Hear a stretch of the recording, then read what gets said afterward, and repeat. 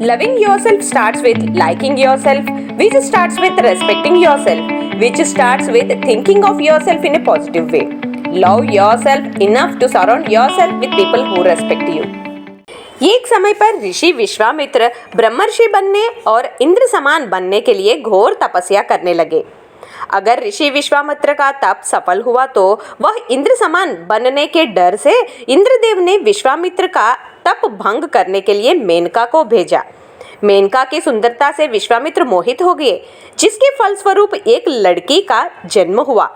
विश्वामित्र का तप भंग करने का अपना काम पूरा होने से मेनका ने उस लड़की को जंगल में छोड़कर चली गई और विश्वामित्र भी फिर तप करने चले गए। उस जंगल में उस लड़की की देखभाल शकुंतला पक्षी करने लगे। एक दिन कण्व महर्षि ने उस तरफ जाते हुए शकुंतला पक्षियों से पोषण करने वाली उस लड़की को देखकर शकुंतला नाम देकर अपने आश्रम लाकर बड़ा किया। उस राज्य का राजा दुष्यंत था, जो योग्यता से राज्य पालन करता था। वह एक दिन शिकार करने कण्व महर्षि के आश्रम परिसर आए और कण्व महर्षि की अनुपस्थिति में शकुंतला को देखकर मोहित होकर शकुंतला से गंधर्व विवाह कर सभी के आमोदानुसार शकुंतला को अपने राज्य ले जाने की बात बताकर दुष्यंत अकेले अपने राज्य चले गए।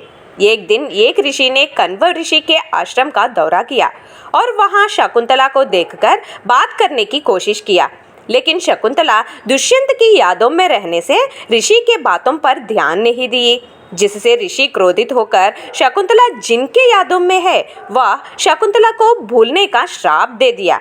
कण्व महर्षि वहां आकर पूरा विषय जानकर और शकुंतला भी श्राप के कारण चिंतित होने से ऋषि ने श्राप का उपसंहार बताया कि अगर शकुंतला दुष्यंत के साथ गंधर्व विवाह के समय पर पहनाई गई अंगूठी दिखाएगी तो दुष्यंत को शकुंतला की पुनः याद आएगी।